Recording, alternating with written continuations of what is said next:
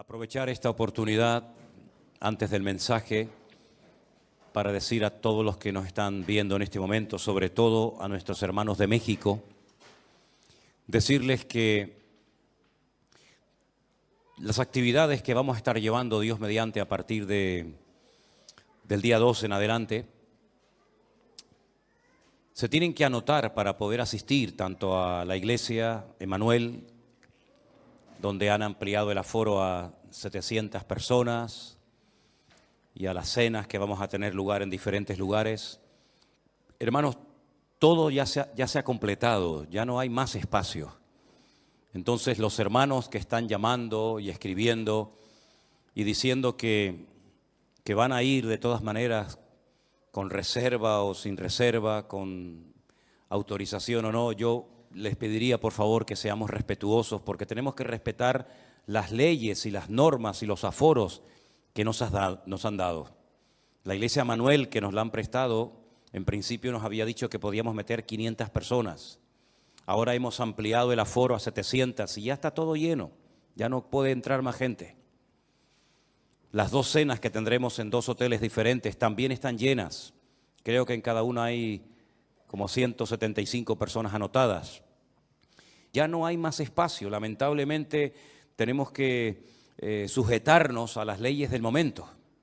Así es que si ustedes están llamando o están escribiendo al hermano Emmanuel, al hotel y a otros hermanos, como por ejemplo puede ser Armando, y mandándome mensajes constantemente a mí también, decirles que no podemos nosotros hacer nada para cambiar ese aforo, esas leyes, esas normas que nos han pedido que las cumplamos. Entonces no podemos correr el riesgo de que vaya más gente de lo permitido, no sea que después podamos tener incluso problemas para celebrar las reuniones.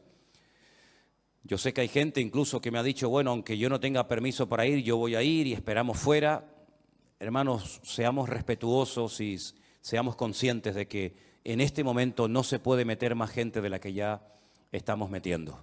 Quiero decir esto sobre todo a los hermanos de México y de otros países, como Estados Unidos y otros países cercanos, que me dicen que quieren ir familias enteras a los cultos, a las reuniones.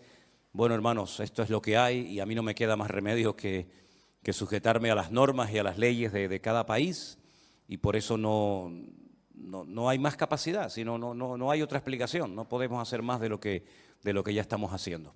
Pensábamos que íbamos a tardar muchísimo tiempo en poder cubrir todas esas plazas, pero para sorpresa nuestra, todas se han cubierto, todas se han cubierto. Yo no sé si mañana el pastor de la iglesia Manuel o las autoridades de México, de aquí a unos días, abren más la mano para que vaya más gente, pero de momento esto es lo que hay. De momento no puede asistir más gente a los cultos. ¿Sí? Es increíble, ¿no? Tener que decir a la gente que no pueden venir a los cultos, ¿no? Pero es lo que toca y confiamos de que el Señor nos ayude a todos a entender que esta es la realidad en la que estamos viviendo actualmente y que no podemos hacer otra cosa. Amén, hermanos. Pido por favor a los hermanos desde ya, a los que están aquí, a los que nos están viendo también, que estén orando para que el Señor nos ayude y nos dé mucha sabiduría y sobre todo mucha fuerza para poder cumplir con todos los compromisos. El cambio horario va a ser brutal.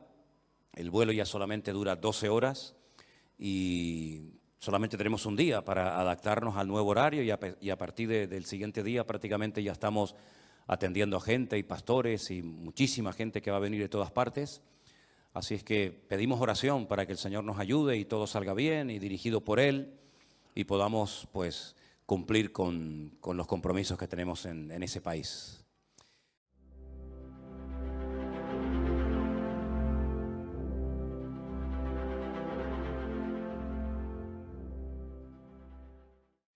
Quisiera que en esta tarde hiciéramos una breve oración antes del mensaje que voy a compartir con ustedes, pidiéndole al Señor que nos hable a nuestros corazones y que podamos salir de aquí fortalecidos y renovados en la fe y que el Señor hable a nuestras vidas como nos tiene acostumbrados. Amén, hermanos.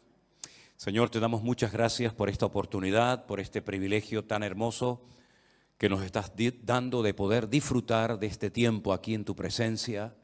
Oramos para que esta palabra que va a ser compartida sea de bendición, traiga beneficio, traiga renuevo a nuestras vidas y podamos aprender mucho a través de ella. Te damos gracias por esta oportunidad que nos das en esta tarde de poder estar aquí delante de ti, Señor, sabiendo que tú vas a hablar a través de tu palabra como siempre. Te lo pedimos todo en el nombre de Jesús. Amén y amén. Gloria a Dios. Hay un estudio muy bonito y muy interesante que consiste en ver cómo eran las ciudades, en definitiva, el mundo en el cual se movieron los primeros cristianos. Cómo eran los cultos, completamente diferentes a como los hacemos nosotros hoy en día. Hoy en día todo está centrado generalmente en un pastor o en una persona que es más o menos el que administra la iglesia junto con los ancianos, los diáconos, los obreros, ¿verdad? Pero en aquellos tiempos las iglesias no eran como nosotros las vemos, estamos acostumbrados hoy en día. Se hacían muchas reuniones en hogares, no existían templos. No fue hasta el siglo III después de Cristo que comenzaron a utilizarse locales o antiguos templos paganos para celebrar cultos o reuniones. Los cristianos se reunían en cualquier parte, en playas, en montañas, en casas particulares, en plazas.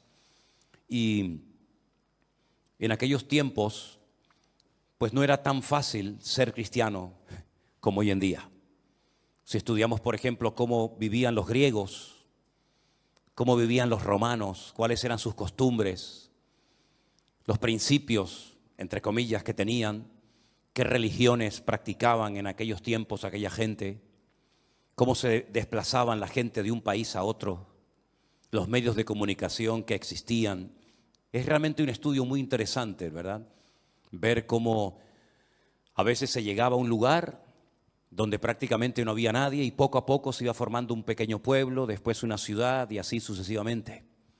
Pero hay una ciudad que yo la llamo la Gomorra, la Sodoma y Gomorra de los tiempos apostólicos o de los tiempos del apóstol Pablo. Y es sin lugar a dudas la ciudad de Corinto.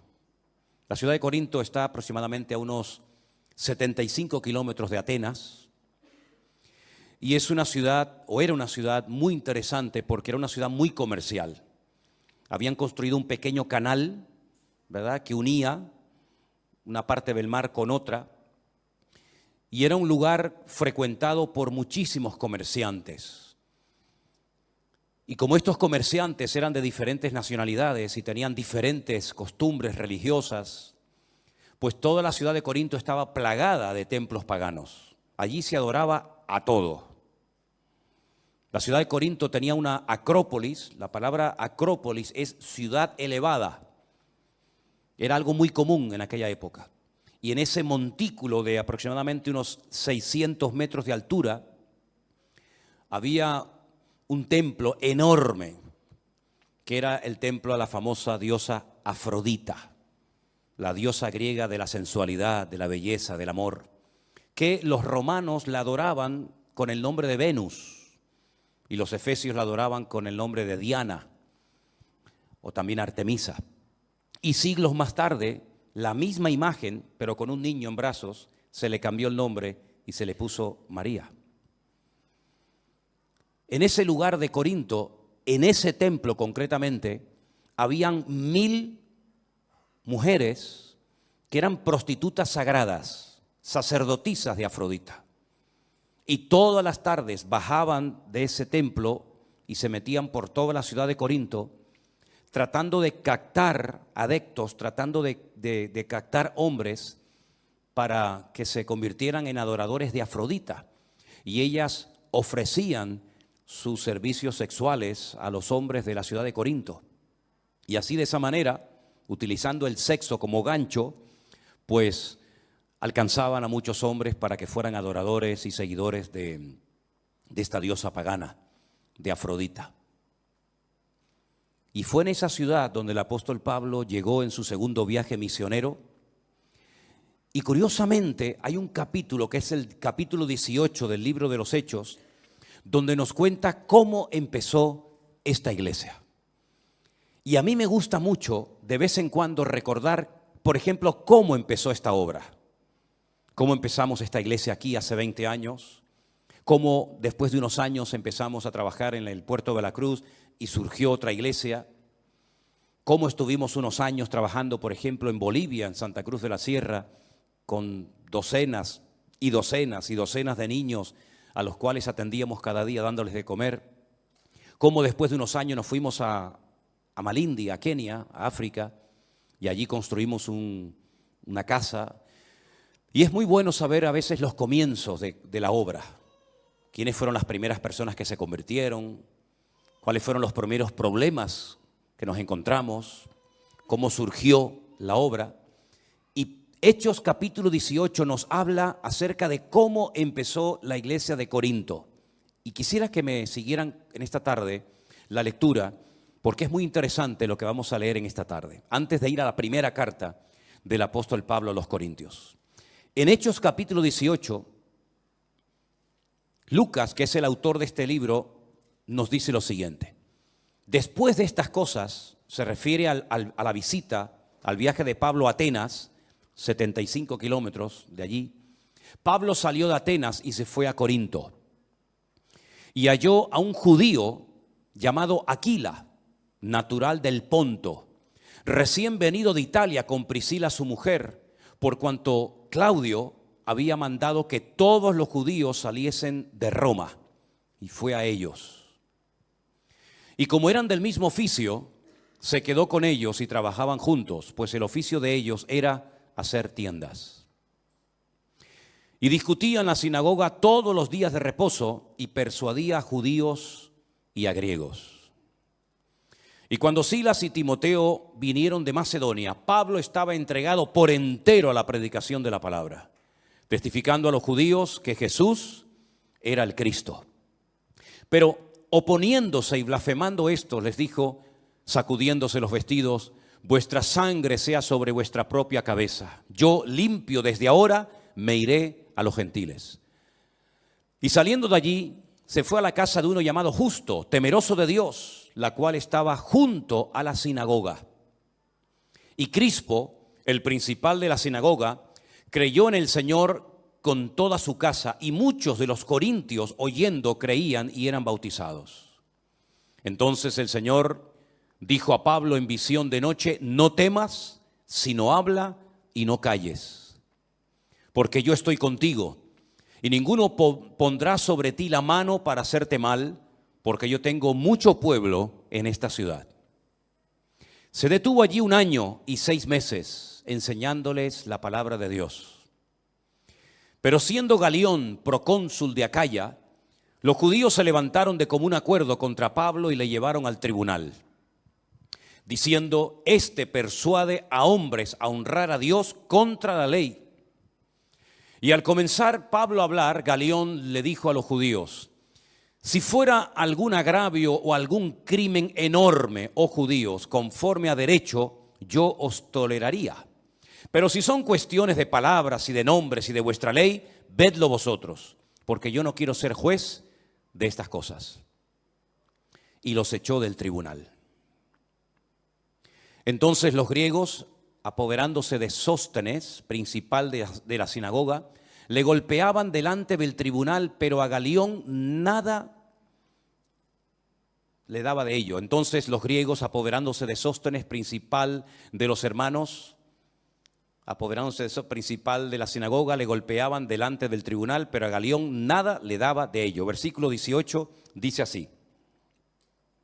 Mas Pablo, habiéndose detenido aún muchos días allí, después de despedir a los hermanos, navegó a Siria, y con él Priscila y Aquila, habiéndose rapado la cabeza en Cencrea porque tenía hecho un voto. Llegó a Éfeso y los dejó allí, y entrando en la sinagoga discutía con los judíos, los cuales le rogaban que se quedase con ellos por más tiempo, mas no accedió, sino que se despidió de ellos diciendo, es necesario que en todo caso yo guarde en Jerusalén la fiesta que viene, pero otra vez volveré a vosotros si Dios quiere, y zarpó de Éfeso. 18 meses ininterrumpidos estuvo el apóstol Pablo en esta ciudad de Corinto. Allí conoció a Priscila, Aquila, un matrimonio que le apoyó muchísimo durante su ministerio, y después, como hemos leído, vino Timoteo y también Silas, y estas personas junto con él y probablemente otros más le ayudaron a fundar la iglesia de Corinto. La iglesia de Corinto tenía muchas particularidades. No fue una iglesia fácil. Como 3 o 4 años después de haber estado trabajando allí, le llega un informe al apóstol Pablo diciéndole que la iglesia está llena de problemas. Muchos hermanos se habían peleado los unos con los otros, se habían formado distintos grupos y la iglesia estaba realmente siendo afectada por el mundo. En vez de ellos afectar al mundo y a la sociedad corrompida de Corinto, estaba ocurriendo más bien todo lo contrario. La atmósfera espiritual, el ambiente de la ciudad de Corinto, una ciudad de una promiscuidad sexual brutal, una ciudad de carnalidad. Fíjense hasta qué punto que en las obras de teatro de la comedia griega, cuando se quería utilizar la palabra borracho, no se utilizaba directamente la palabra borracho, sino que se decía, este es un corintio, porque era sinónimo de una persona atrapada y dominada por el alcohol.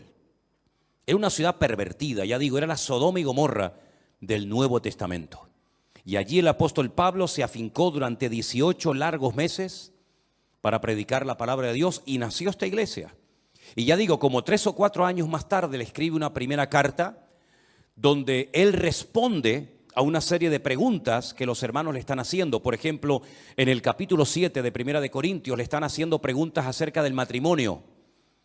Le dicen a Pablo, bueno, y si mi marido no es convertido y yo sí lo soy, ¿qué hago? ¿Me separo? ¿Me divorcio? ¿Sigo con él? Entonces Pablo en el capítulo 7 de Primera de Corintios le da instrucciones concretas y específicas a las mujeres que tienen maridos inconversos o a los maridos que tienen esposas inconversas y que además tenían hijos. Y él les responde en todo un capítulo a esas preguntas.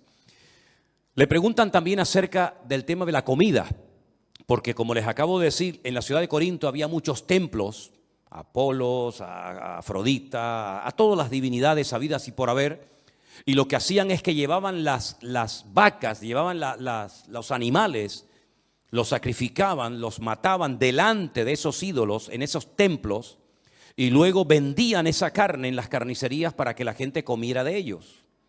Entonces los cristianos decían, está bien que nosotros comamos carne que ha sido por la mañana sacrificada, por ejemplo, a uno de los tantos ídolos de la ciudad. ¿Podemos comprar esas carnes a esa gente y comer de ella?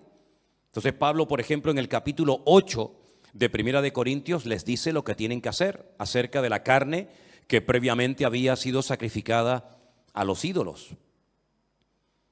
También hay muchas preguntas que le hacen al apóstol Pablo acerca de cómo moverse, cómo saber el don espiritual que uno tiene. El apóstol Pablo dedica 2 capítulos muy interesantes, por cierto, el 12 y el 14 de Primera de Corintios para traer luz y para aclarar cuáles son los dones del Espíritu Santo y cómo se tienen que ejercer ordenadamente en la iglesia. Les dije en una ocasión, ¿se acuerdan?, que hay 2 listas en la Biblia acerca de los dones del Espíritu Santo. Romanos capítulo 12 y en Primera de Corintios capítulo 12. Él menciona 9. Y él dice que los dones del Espíritu Santo tienen que ser administrados con orden. Las personas que se levantaban para traer una palabra a la iglesia, tenía que haber un orden. No podían hablar todos al mismo tiempo. Por ejemplo, en el capítulo 14 él habla acerca de cómo ejercer correctamente el don de hablar en otras lenguas con la correspondiente interpretación, porque había un desorden, un caos dentro de la iglesia, hasta el punto que Pablo dice, cualquier inconverso que entre a vuestras congregaciones van a pensar que estáis locos, van a pensar que estáis locos, porque nosotros no nos reunimos para hablar en lenguas, pero si se hablan lenguas en la iglesia, tiene que ser con este orden que él establece en la iglesia de Corinto, ¿verdad? Y si alguien dice, no, es que no puedo evitar hablar en lengua, no puedo evitar hacer esto o aquello, Pablo dice, no. En nuestras iglesias esa no es nuestra costumbre. Eso no es lo que yo enseño ni en Corinto, ni en Tesalónica, ni en Éfeso, ni en Colosas. En nuestras iglesias tiene que imperar y reinar el orden y la paz, no la confusión. Porque todo lo que Dios hace, lo hace en orden, para traer edificación, para traer exhortación, para traer aliento a la iglesia y no para traer confusión y muchísimo menos para crear un mal testimonio en la ciudad. Entonces él establece un orden y dice, y el espíritu de los profetas está sujeto a los profetas, ¿verdad? Hágase todo decentemente y con orden, es la regla que el apóstol Pablo establece allí. Le hacían muchas preguntas también, sobre todo porque los griegos no creían que la gente podía resucitar. Desen cuenta que cuando Pablo viene, por ejemplo, de Atenas, él se va al Areópago, donde estaban las personas que estaban siempre tratando de encontrar alguna enseñanza, alguna filosofía nueva para entretenerse realmente, ¿no?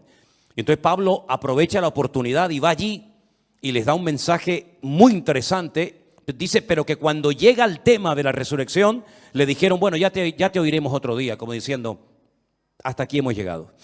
Hasta ahora el mensaje ha sido muy interesante, pero eso de la resurrección, los griegos como que no.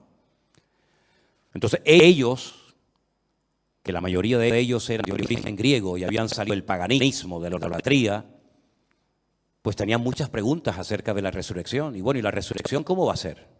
¿Cómo vamos a resucitar? ¿Con este mismo cuerpo? ¿Con otro cuerpo diferente? ¿Y cuándo será? ¿Y cómo será? Entonces Pablo, todo el capítulo 15 de Primera de Corintios, lo dedica para aclarar dudas acerca del tema de la resurrección. Pero independientemente de las preguntas que le hacen al apóstol Pablo, la iglesia de Corinto tenía fundamentalmente 5 grandes problemas.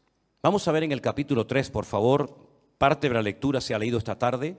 A partir del versículo 3, Pablo dice, aún sois carnales, pues habiendo entre vosotros celos, contiendas y disensiones, ¿no sois carnales y andáis como hombres? Porque diciendo el uno, yo ciertamente soy de Pablo, y el otro, yo soy de Apolos, ¿no sois carnales? ¿Qué pues es Pablo y qué pues es Apolos? Servidores por medio de los cuales habéis creído, y eso según lo que a cada uno concedió el Señor. Pablo no va a tolerar bajo ningún concepto que la iglesia internamente se divida en grupos, unos a favor de unos, otros a favor de otro, en contra de otro, sino que Pablo dice, mira, el Señor a mí me utilizó para sembrar la iglesia en la ciudad. Y después vinieron otros ministerios, como por ejemplo el de Apolos, que vino a regar la semilla que yo había plantado. Pero ni él ni yo somos lo más importante, porque al fin y al cabo el que está dando el crecimiento es el Señor. Y la gloria y la honra no se la damos a los hombres, sino se la damos solamente a nuestro Dios, ¿verdad? Y ese era un problema que había en la iglesia de Corinto, que había grupos. Parecía una sola iglesia, pero realmente eran muchas iglesias dentro de una misma iglesia. Las divisiones internas, Pablo no quería bajo ningún concepto que se produjeran, porque eso lo único que trae es problemas, divisiones y, por supuesto, mal testimonio. Y el Señor no se mueve en el caos. El Señor no se mueve en el desorden. Nuestro Dios es un Dios de orden. Y desde el primer libro de la Biblia hasta el último libro de la Biblia, vemos este principio fundamental de Dios. Dios se mueve en el orden. Todo lo que usted haga que no esté en orden, no esperes que Dios te respalde. No esperes que Dios te bendiga. No esperes que Dios, si me permiten, haga la vista gorda, diciendo, bueno, no pasa nada. No, Dios es un Dios de orden. Lo mostró en Génesis 1 en la creación. Lo mostró en la familia, lo mostró en la construcción del tabernáculo, lo mostró en la organización de las 12 tribus de Israel, lo mostró en la familia, lo mostró absolutamente en todo y por supuesto también en la iglesia. Si nuestras vidas no están en orden, difícilmente estarás con la bendición de Dios, porque Dios no se mueve, repito, en el caos, en el desorden y en las divisiones. Amén, hermanos. Ese era un gran problema que tenía la iglesia de Corinto. Y es un problema que tienen muchas iglesias hoy en día, que están divididas por falta de enseñanza, por falta de madurez, por falta de crecimiento, fijándose en los hombres en vez de fijándose en Dios. Esa es una de las cosas que queremos desde el primer día que pisemos México, cuando Dios nos permita llegar allí, dejar bien claro que la gloria y la honra se la tenemos que dar única y exclusivamente al Señor. Y del hombre yo no espero nada, pero de mi Dios lo espero absolutamente todo. Y hay de aquellos que pongan su mirada en los hombres, porque lo único que se van a llevar son desilusiones. Otro problema que había en la iglesia, que se menciona en el capítulo 5, es incesto. En el capítulo 5, a partir del verso 1, dice: se oye que hay entre vosotros fornicación, y tal fornicación cual ni aún se nombra entre los gentiles, tanto que alguno tiene la mujer de su padre. Esto dice, a pesar de la corrupción y de la promiscuidad sexual de la ciudad de Corinto, esto no era algo que se practicaba en aquel tiempo, que un hijo tuviera relaciones sexuales con la mujer de su padre, con su madrastra. Y este hombre venía a la iglesia y se congregaba como uno más. Y cuando a Pablo le informan de esto, dice: ustedes están envanecidos. ¿No deberíais más bien haberos lamentado para que fuese quitado de medio de vosotros el que cometió tal acción? Ciertamente yo, como ausente en cuerpo, pero presente en espíritu, ya como presente juzgado al que tal cosa ha hecho. En el nombre de nuestro Señor Jesucristo, reuníos vosotros y mi espíritu con el poder del Señor Jesucristo, y el tal sea entregado a Satanás para la destrucción de la carne, a fin de que el espíritu sea salvo en el día del Señor Jesús.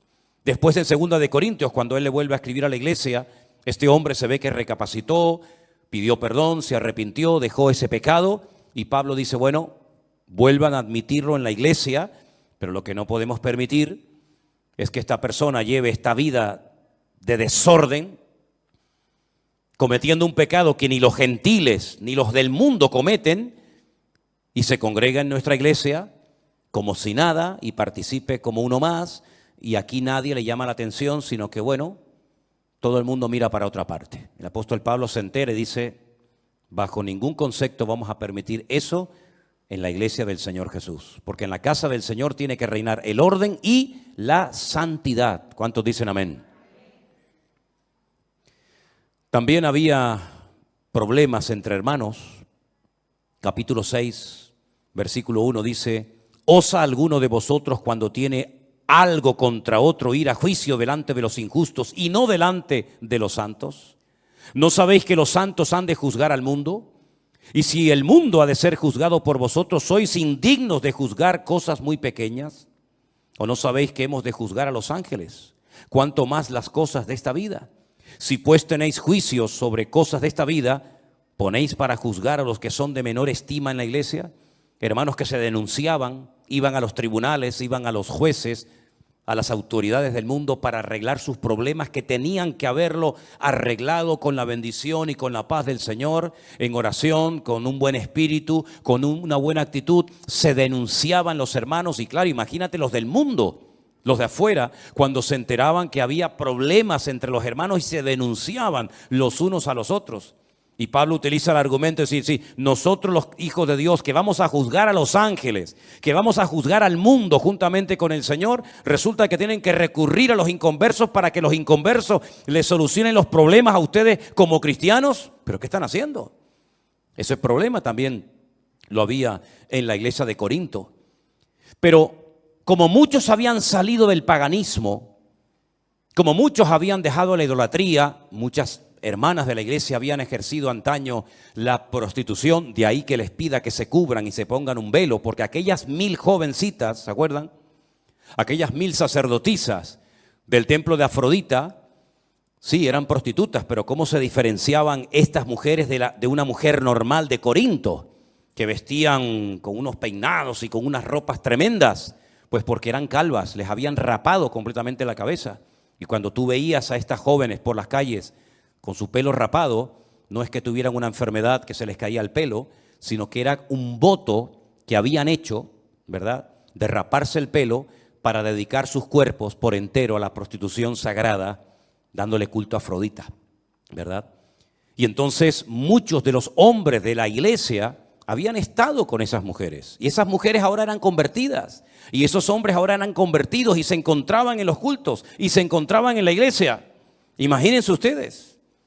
Porque en Corinto no había 50 iglesias, como puede haber a lo mejor en cualquier ciudad, que hay una iglesia aquí, una iglesia más allá, una bautista, una pentecostal, una anglicana, ¿verdad? Sino que había una sola iglesia. Y el que se convertía a Cristo tenía que ir a un solo lugar. No había un montón de iglesias, había una sola iglesia en toda la ciudad. Y ahí se encontraban, pues, prostitutas o ex prostitutas con los antiguos clientes que habían tenido. Y entonces había que poner orden dentro de la iglesia y enseñarles a los miembros a vivir esa vida nueva que ahora tenían en Cristo. Y verse los unos a los otros, no como un cliente ni como un objeto, sino como hermanos en Cristo. Y en el capítulo 5 Pablo dice: os he escrito por carta, verso 9, que no juntéis con los fornicarios. No absolutamente con los fornicarios de este mundo, con los avaros o con los ladrones o con los idólatras, pues en tal caso os sería necesario salir del mundo. Más bien os escribí que no os juntéis con ninguno que llamándose hermano, escuche esto, llamándose hermano, fuera un fornicario, un avaro, un idólatra, un maldiciente, un borracho, un ladrón, con esa persona ni coman. Una persona que va a la iglesia, que dice que es cristiano, y es un borracho, es un ladrón, es un avaro, es un fornicario, con ese ni coman. Porque, ¿qué razón tendría yo para juzgar a los que están fuera? ¿No juzgáis vosotros a los que están dentro? Es decir, el apóstol Pablo lo que está diciendo es: miren, yo no les he dicho que ustedes no pueden hablar con gente del mundo que practican todo tipo de pecados. Yo no les he dicho eso. Si yo les hubiera dicho que no hablaran con borrachos, con prostitutas, con ladrones, con avaros, con idólatras, pues se tendrían que ir a vivir a otro planeta. Porque en la calle, en el mundo, los inconversos, los que no tienen a Cristo en su corazón, los que no han puesto su vida en orden y los que no viven en santidad, pues lógicamente están atrapados, son esclavos de uno o varios pecados de los que acabo de mencionar. El apóstol Pablo dice: no, ustedes me han interpretado mal mis palabras. Yo no les dije que no se juntaran con esas personas, porque si no se juntan, si no le hablan a esas personas, ¿cómo lo van a ganar para Cristo?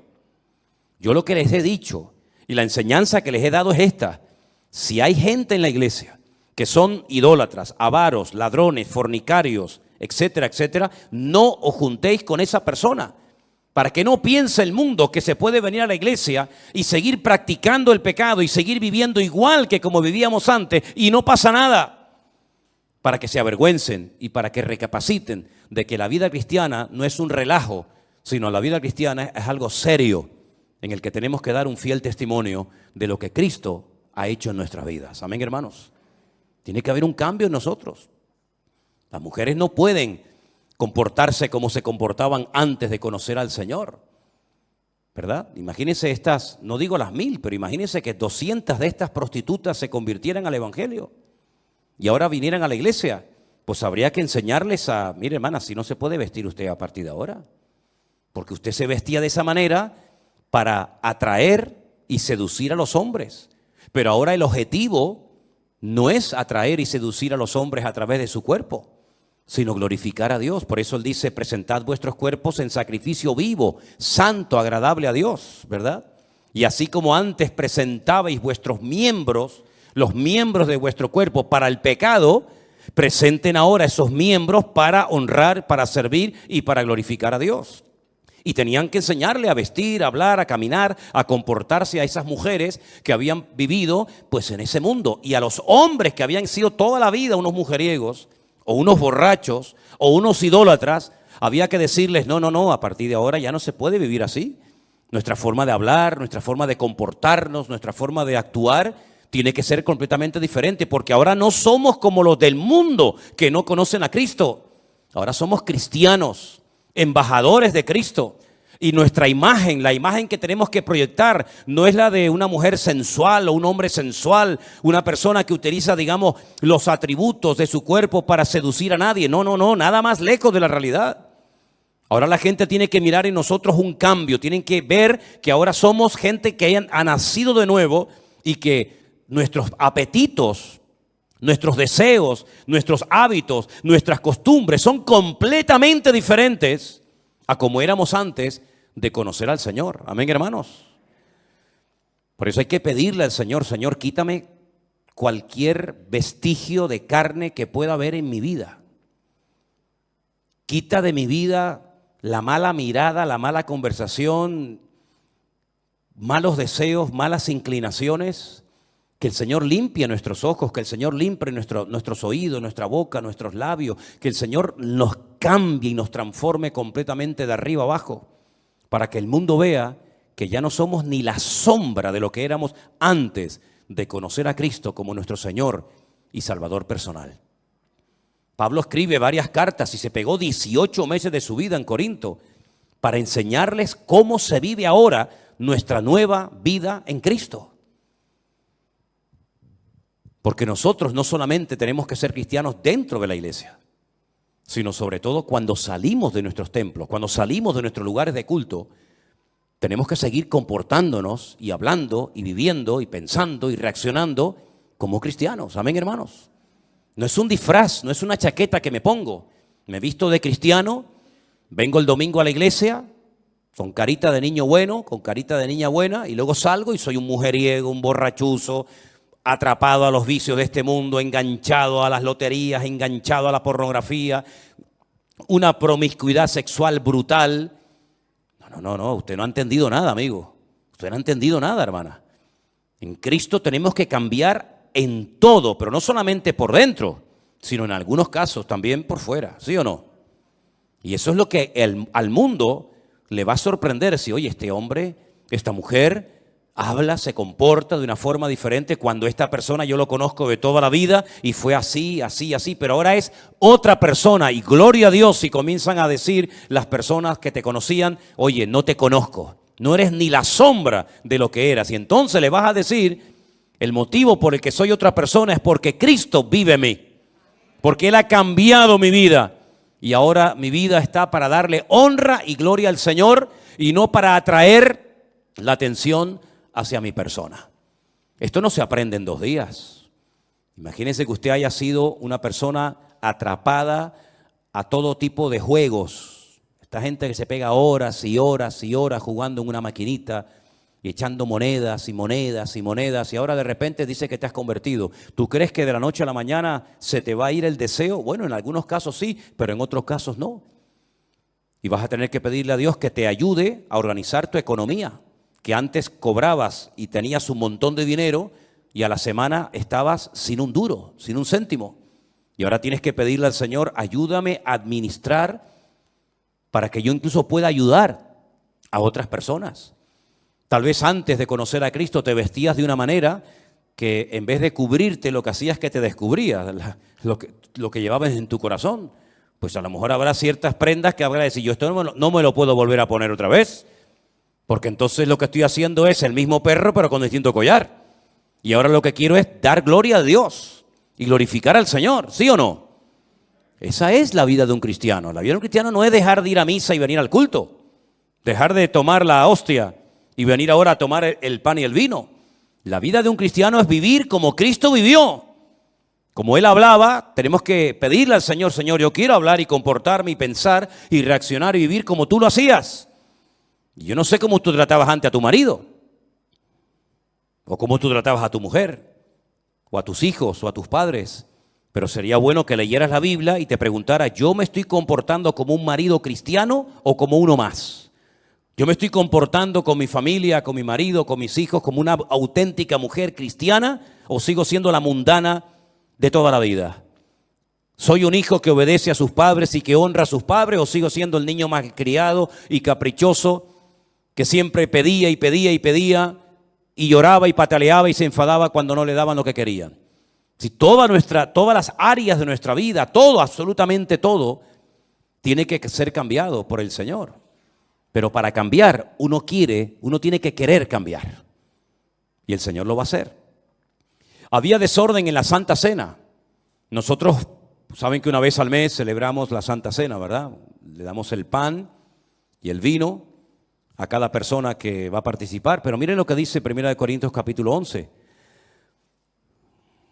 1 Corintios capítulo 11 dice, a partir del verso 17, al anunciaros esto que sigue, no os alabo, hermanos, porque no os congregáis para lo mejor, sino para lo peor. Pues en primer lugar, cuando os reunís como iglesia, oigo que hay entre vosotros divisiones. ¿Y saben lo que dice Pablo? En parte lo creo. Pablo no dice, no, esto no puede ser, imposible. Imposible que mis hermanos de la iglesia de Corinto estén divididos. Imposible. No, él dice, lo creo. Conociéndoles yo a ustedes, en parte yo creo que hay divisiones en la iglesia. Porque es preciso, versículo 19, que entre vosotros haya disensiones para que se hagan manifiestos entre vosotros los que son aprobados. Cuando pues os reunís vosotros, esto no es comer la cena del Señor, porque al comer cada uno se adelanta a tomar su propia cena y uno tiene hambre y otro se embriaga. Pues ¿qué? ¿No tenéis casas en las que podáis comer y beber? ¿O menospreciáis la iglesia de Dios y avergonzáis a los que no tienen nada? ¿Qué os diré? ¿Os alabaré? En esto no os alabo. La gente se ve que llevaba su comida a la iglesia y ya se quedaban en la iglesia a comer. Y claro, había gente pudiente en la iglesia y gente pobre, como siempre ha habido. Gente con más y con menos capacidad económica. Y dice la Biblia que algunas personas tenían hambre y se iban hambrientos de la iglesia. Y otras personas tenían tanta abundancia de comida y de bebida que hasta se emborrachaban dentro de la iglesia, dentro de los cultos, del lugar donde se habían decidido congregar. Y claro, cuando a Pablo le decían, mira, tú sabes que hay hermanos que tienen hambre y van al culto y salen con hambre. Y al lado a lo mejor hay una mesa de unos hermanos ricos y tienen de todo. Y en vez de compartir con los hermanos que tienen hambre y necesidad, no son capaces de decirle, hermano, ¿quiere usted comer un poco de nuestra comida? Hermano, tenga un platito y disfrute juntamente con nosotros. Son incapaces de compartir la bendición. Y no solamente no comparten, sino que además hasta llegan a emborracharse, porque en vez de llevar una pequeña cantidad simbólica para participar del pan y del vino, llevan tanta cantidad que se pasan y se embriagan y se emborrachan en la iglesia. Gracias a Dios yo nunca he visto esto en esta iglesia. Amén, hermanos. Gracias a Dios yo nunca he visto esto, ni lo veré. Pero que personas hambrientas, salgan hambrientas de una iglesia cuando hay una celebración, una comida, un banquete, un ágape, y póngale el nombre que quiera, eso es una vergüenza para la iglesia. Eso sería terrible, ¿verdad? Ver a gente hambrienta que viene a la iglesia en un día de comida y se van hambrientos. ¿Pero cómo puede ser? ¿Cómo se pueden llamar esa gente cristianos? ¿Dónde está el amor de Cristo en esa familia, en esa persona que trae tanta comida, que le sobra, que después mucha de esa comida la va a tirar a la basura y un hermano, una familia al lado de ella o de él se fueran hambrientos de la iglesia? A Pablo todo esto lo ponía malo. A Pablo todo esto le traía dolor en el corazón y Pablo llegó a decir, por ustedes tengo tanto dolor, que se comparó a una mujer que está a punto de dar a luz. Fíjense los dolores que tenía Pablo por esta gente. Tenía dolor, tenía tristeza, le pesaba en el corazón o escuchar, oír estas noticias de una iglesia que él amaba tanto, por la cual había trabajado tanto y donde había estado 18 meses de su vida con hombres de Dios como Silas, Timoteo, Apolos, Priscila, Aquila, su marido, y ver ahora, 3 o 4 años después, a la iglesia en estas condiciones le causaba una tristeza tremenda. Porque la iglesia tiene que ir cada vez a mejor. Cada vez tenemos que estar más firmes, más maduros, más constantes, más fieles al Señor. Cada vez tenemos que tener las doctrinas más claras en nuestra vida. No ser niños fluctuantes que ahora sí, ahora no, ahora creo, ahora no creo. El apóstol Pablo luchó y derramó lágrimas para que en esta iglesia se estableciera una congregación de sana doctrina, una iglesia unida, una iglesia que pudiera contrarrestar toda la basura espiritual y el ambiente y la atmósfera terrible que había en Corinto. Y lamentablemente vemos que el ambiente de la ciudad se metió dentro de la iglesia hasta el punto que dentro de la iglesia se cometían casi los mismos pecados que se cometían en los templos paganos de la ciudad de Corinto. ¿Y cómo no le iba a doler a Pablo eso? Imagínense ustedes si el Señor Jesucristo hubiera entrado un día en un culto normal de la iglesia de Corinto. Imagínense cómo hubiera reaccionado el Señor si entra a una iglesia donde supuestamente se le está dando honra, gloria y culto a Él y se encuentra uno borracho, al otro acostándose con su madre, al otro criticando a este hermano, al otro insultando a la otra hermana, al otro yendo al juez para presentar una denuncia contra este hermano. ¿Cómo hubiera reaccionado el Señor si hubiera entrado un día físicamente a esa congregación? Pues yo creo que hubiera actuado exactamente igual que cuando entró al templo de Jerusalén en su época, cuando dice la Biblia que entró y comenzó a volcar las mesas de los cambistas Y comenzó a echar a patadas a toda la gente que estaba allí comerciando en el templo. Y dijo aquello de: habéis convertido mi casa de oración en una cueva de ladrones. Amén, hermanos. No me extraña que la gente fuera al estanque de Betesda, que está muy cerca, ¿saben? Los que han estado allí conmigo saben que el templo y el estanque de Betesda está muy cerquita, muy cerquita. No me extraña que con este ambiente espiritual, no me extraña a mí que con este mal testimonio y con este mal ejemplo del templo, de los sacerdotes, de Anás, de Caifás, etcétera, la gente prefiriera irse a una piscina de agua putrefacta esperando a un supuesto ángel que decían que venía, que nunca vino ningún ángel. Preferían estar allí esperando que un ángel descendiera del cielo para recibir su milagro que estar en el templo, sabiendo que allí lo que le iban a quitar es lo poco que a lo mejor podían llevar y que a lo mejor ni siquiera lo iban a dejar entrar por la condición en la que se encontraba. Y a mí me gustaría que en esta tarde todos y cada uno de nosotros tomáramos conciencia de que yo no estoy hablando de un templo pagano, yo no estoy describiendo cómo era un culto de Afrodita, de Apolos, de Venus, de estas divinidades, sino estamos hablando de una iglesia local, una iglesia que podría ser nuestra congregación. ¿Y por qué el Señor permitió que nosotros, los cristianos, de 2000 años después de esto, nos enteráramos de este relajo y de este desorden en la iglesia? ¿Por qué no pasó la página y dice: bueno, eso no lo cuentes? Cuenta las cosas bonitas. Por ejemplo, mira, habla de la iglesia de los filipenses, que es una buena iglesia. Al fin y al cabo solamente hay dos hermanitas ahí que están peleadas una con otra, Evodia y Síntique, pero bueno, son dos nada más dentro de mucho. Habla de los filipenses o habla de otra iglesia. ¿Por qué el Señor permitió? ¿Por qué el Señor inspiró con su Espíritu Santo al apóstol Pablo para que escribiera esta carta y nos contara todos los desórdenes, el pecado, la basura, las divisiones, el incesto que había en esa congregación, para que nosotros tengamos ejemplos a no imitar y para que sepamos que si bajamos la guardia podemos llegar a vivir un cristianismo tan carnal como el que ellos vivieron? Porque esta iglesia empezó muy bien, esta iglesia no empezó mal, esta iglesia empezó muy bien. Y cuando el apóstol Pablo, si quieren venir conmigo al capítulo 1, les dirige la primera carta, miren lo que les dice: Pablo, llamado a ser apóstol de Jesucristo por la voluntad de Dios, y el hermano Sóstenes. Es interesante notar que Sóstenes y un hermano llamado Crispo eran los líderes de la sinagoga de Corinto, que se convirtieron juntamente con el Señor y se hicieron miembros de la iglesia de Corinto. Y ahora le escriben una carta a la iglesia y le dice: a la iglesia de Dios que está en Corinto. Y ahora mira lo que dice Pablo: a los santificados en Cristo Jesús, es decir, a los que han sido llamados, a los que han sido llamados aparte.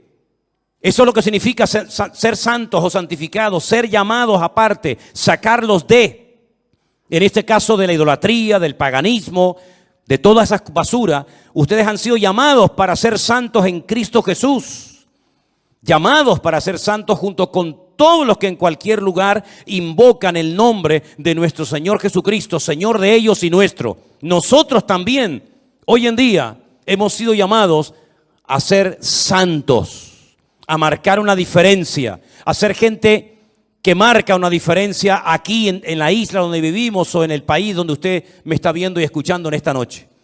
No puede pasar nuestra vida desapercibida ni decir: bueno, ¿este cristiano de qué? ¿De qué es cristiano este hombre? Esta señora dice que es cristiana, pero ¿cristiana de qué? Nosotros hemos sido llamados a marcar una diferencia como los de Corinto. Fueron llamados, fueron sacados de la idolatría, de los templos del paganismo, para que fueran santos y sirvieran al Señor. Ese es el llamado de ellos y el nuestro también, hermanos. Gracias doy a mi Dios siempre por vosotros, por la gracia de Dios que fue dada en Cristo Jesús. Porque en todas las cosas fuisteis enriquecidos en Él, en toda palabra y en toda ciencia o conocimiento. Es decir, Pablo no dice: bueno, es que yo no le puedo dar gracias al Señor por esta iglesia porque empezaron mal, sin conocimiento, sin la gracia de Dios, sin el favor de Dios. No, al contrario. Dice: yo le doy gracias a mi Señor de que la gracia, el favor de Dios, el respaldo de Dios, el conocimiento del Señor, ustedes lo experimentaron. De tal manera, fíjate lo que dice Pablo aquí, esto es tremendo. Verso 7, de tal manera que nada os falta en ningún don. ¿Cuántos dicen amén? No es que la iglesia estuviera mal porque le faltaba algo. No, no, a ustedes no les falta de nada. A ustedes no les falta absolutamente de nada. Nada os falta en ningún don, esperando la manifestación de nuestro Señor Jesucristo, el cual también nos confirmará hasta el fin, para que seáis irreprensibles en el día de nuestro Señor Jesucristo. Y fiel es Dios, por el cual fuisteis llamados a la comunión con su Hijo Jesucristo nuestro Señor. Es decir, una iglesia que empieza bien, con un buen pastor, con unos buenos obreros, con una sana doctrina, una enseñanza excelente, en medio de un ambiente terrible como ya lo he definido. Empezó bien la iglesia de Corinto. Yo estoy seguro que durante esos 18 primeros meses de vida de la iglesia de Corinto, la iglesia funcionó perfectamente. Estoy plenamente convencido, porque de hecho les recuerdo que esta carta se escribió 3 o tal vez 4 años después de su fundación. Es decir, que durante los primeros años, los primeros 3 años como mínimo, digamos que la iglesia anduvo bien, pero comenzó a meterse el mundo. Comenzó a meterse la carnalidad en la iglesia. Y mira cómo Pablo tiene que dirigirse a ellos. Les dice, niños en Cristo, carnales, que todavía se les tiene que dar leche, como si fueran niños pequeños, en vez de vianda, ¿verdad? Alimento sólido, porque no erais ni sois capaces todavía, sois carnales, llenos de celos, de contiendas, de disensiones, de envidias. Fíjate lo bonito, lo bien que empezó la iglesia y cómo se estaba torciendo, hasta llegar a ser un templo más, donde todo valía y donde nadie tomaba autoridad y decía, basta, hasta aquí hemos llegado. El motivo principal por el cual tenemos 1 y 2 de Corintios en nuestras Biblias, hermanos, es para que tomemos conciencia de que no podemos bajar la guardia en ningún momento, y menos en estos tiempos en los cuales nos ha tocado vivir. Porque antes había una ciudad terrible como era Sodoma y Gomorra, pero ya no existe. Y durante la época de Pablo hubo una especie de Sodoma y Gomorra en lo natural y en lo espiritual que se llamó Corinto, pero ya no existe. Pero hoy en día la mayoría del mundo es una inmensa Sodoma y una gigantesca Gomorra, donde ya el cristianismo, ¿verdad?, no cuenta nada. Y a Dios se le ha cerrado las puertas y no se le invita a ninguna reunión importante de la índole que sea. Pero todavía estamos plantados, todavía estamos los cristianos en el planeta Tierra. Aún no hemos sido sacados, como algún día seremos sacados. Todavía el Señor nos tiene aquí, paseando por calles, por ciudades, pueblos grandes, pueblos pequeños, en todos los continentes de la tierra, en lugares de mucha población, de poca población, en lugares de gente pudiente, rica, influyente, de gente que prácticamente nadie sabe ni que existen. Todavía estamos nosotros los cristianos en este mundo. Y la función a la cual el Señor nos ha llamado es hacer sal, es decir, una protección. Porque la sal se utilizaba para impedir el proceso de descomposición de los alimentos, del pescado, de la carne. ¿Cómo se podía viajar por el desierto? ¿Cómo se podían viajar esos viajes tan largos en barcos de vela durante semanas, meses enteros?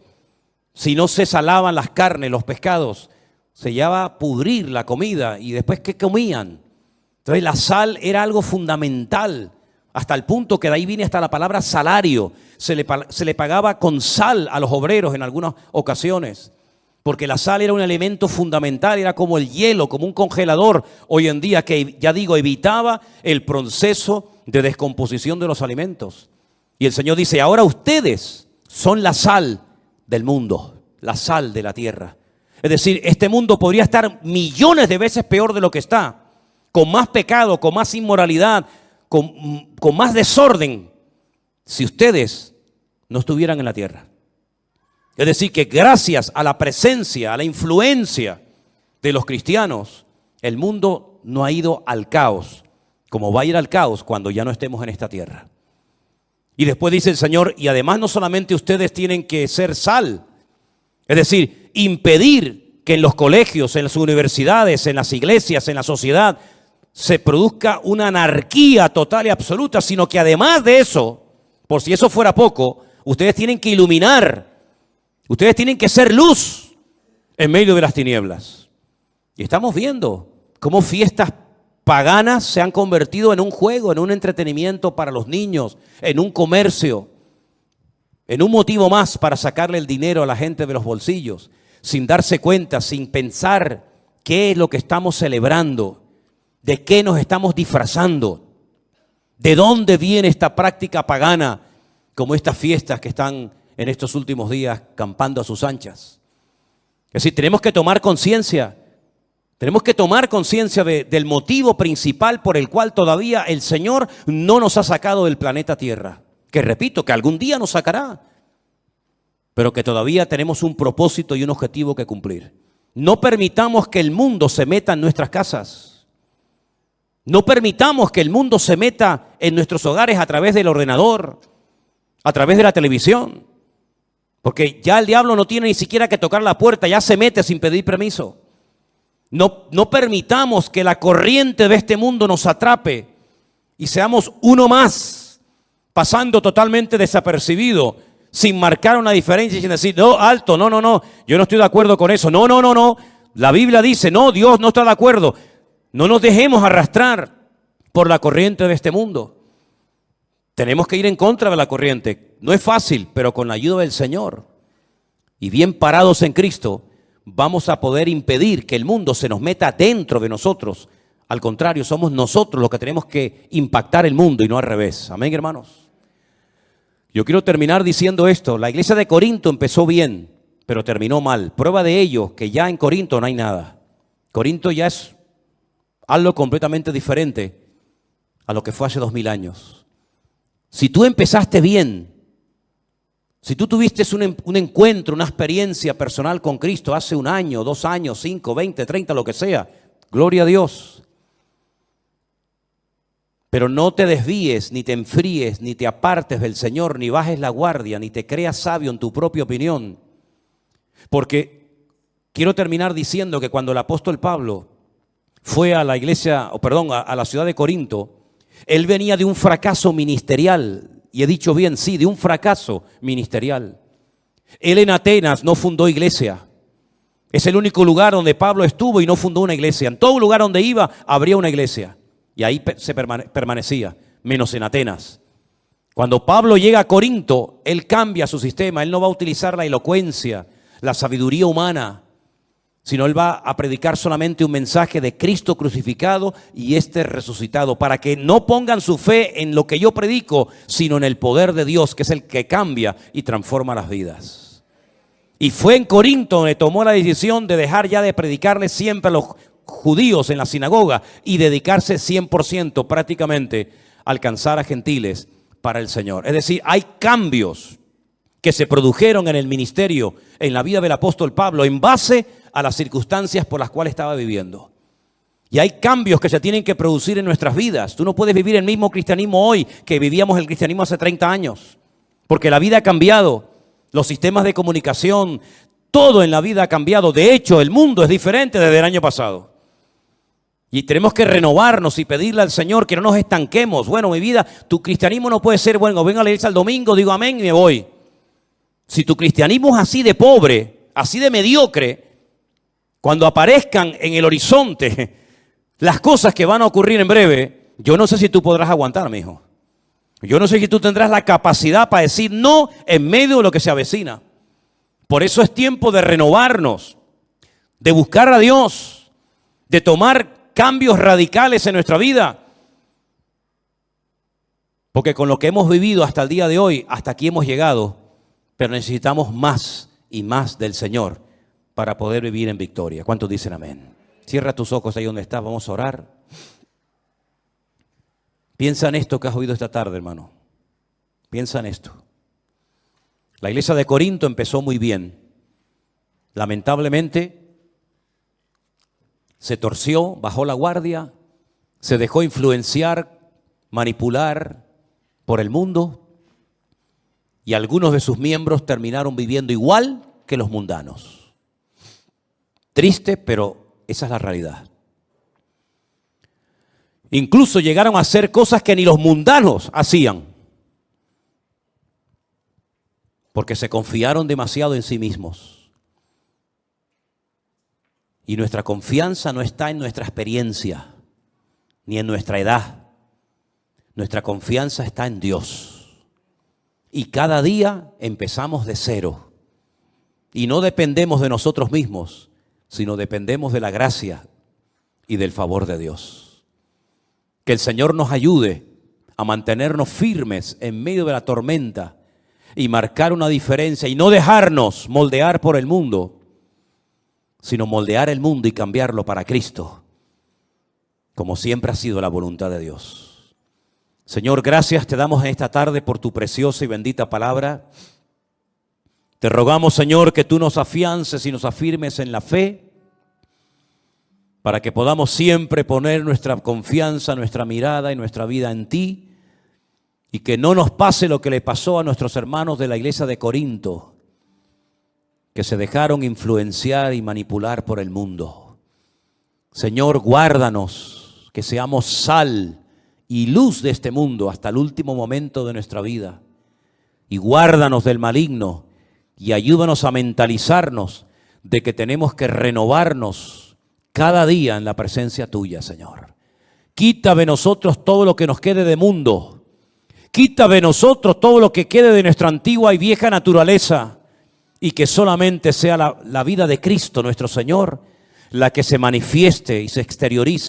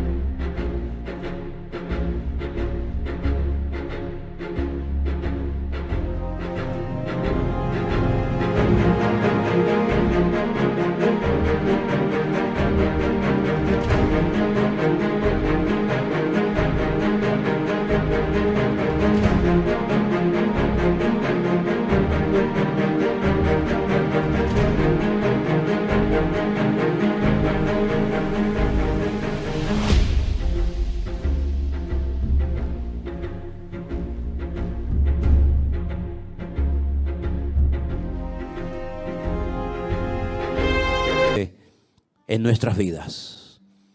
Trae santidad a nuestra casa, trae santidad a nuestras vidas particulares, que la santidad reine en tu casa, Señor, en tu iglesia, y que podamos siempre darte a ti la gloria y la honra. Te lo pedimos con todo nuestro corazón, en el nombre de Jesús. Amén y amén.